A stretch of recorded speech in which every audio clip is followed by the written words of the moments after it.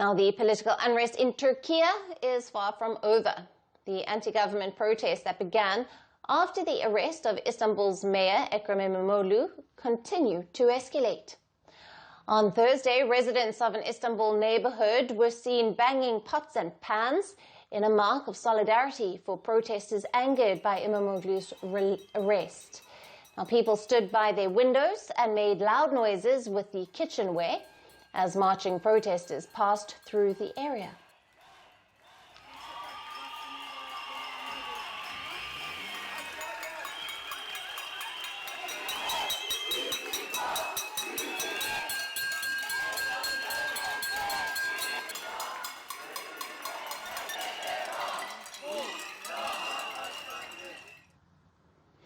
Imamoglu, who is President Erdogan's biggest political rival, was jailed on the 23rd of March on corruption charges, which he denies. Now, Turkiye's Interior Minister Ali Yerlikaya has said that over 1,800 people had been detained since the protests erupted last Wednesday in response to Imamoglu's initial arrest. Rights groups have called on Turkiye to probe what they termed excessive force by police in dispersing crowds and urged the government to allow peaceful protests. In another attempt to crack down on the anti-Erdogan protests, the Turkish media watchdog has imposed fines on 4 broadcasters over coverage related to Imamoglu's arrest.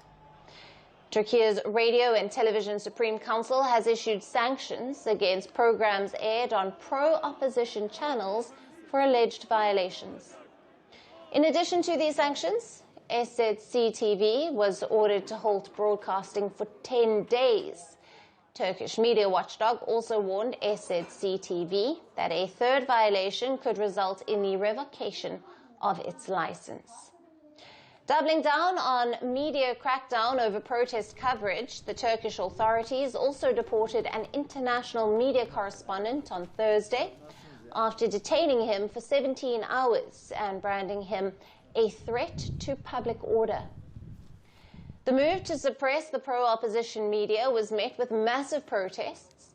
Protesters and lawmakers from Turkiye's main opposition party gathered outside the government's media watchdog's headquarters on Thursday to protest against its decision to fine broadcasters over protest coverage. Meanwhile, Turkish university students gathered for an 8th night in Istanbul as protests against Imamoglu's arrest resumed. Demonstrators were seen chanting slogans and holding banners outside an Istanbul shopping mall. The protesters were later dispersed by the police. Now, Turkiye is grappling with intense political turmoil, and the West is keenly observing it all. Commenting on the ongoing protests and media crackdown in Turkiye, French President Emmanuel Macron said that France regrets Turkiye's systematic attacks on freedoms. Everyone knows the vicissitudes of these 75 years, but the systematic nature of the prosecutions against opposition and civil society figures, the attacks on freedom of information and assembly, the arrest and detention of the mayor of Istanbul very clearly constitute attacks and aggressions that one can only regret. In the name of history and in the name of a certain idea of Turkiye and its relationship with Europe. Reacting to the global backlash, Turkiye's Justice Minister Yilmaz Tunç has rejected prejudiced statements from the international community over Imamoglu's arrest and the nationwide protests in the country. Speaking to international media in Istanbul, Tunç has also said that Ankara had asked European countries to act with common sense on the matter. Turkish opposition supporters, rights groups, and Western countries claim that Imamoglu's arrest was a politicized effort to eliminate a potential electoral threat to Erdogan.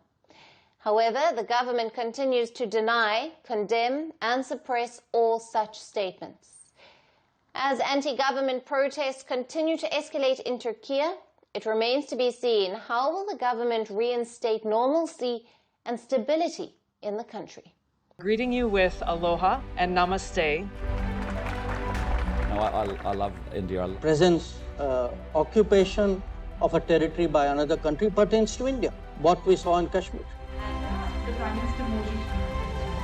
How do you see Trump's America? Yes, the current administration behaves differently from the previous administration.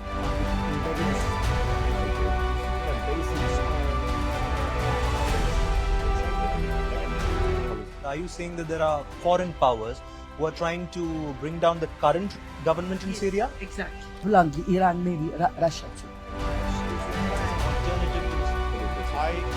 Prime Minister Modi committed to South-South, cooperation. Not over 50%. Is Ukraine prepared to pay the price for that peace? No compromises at the cost of territorial integrity and sovereignty.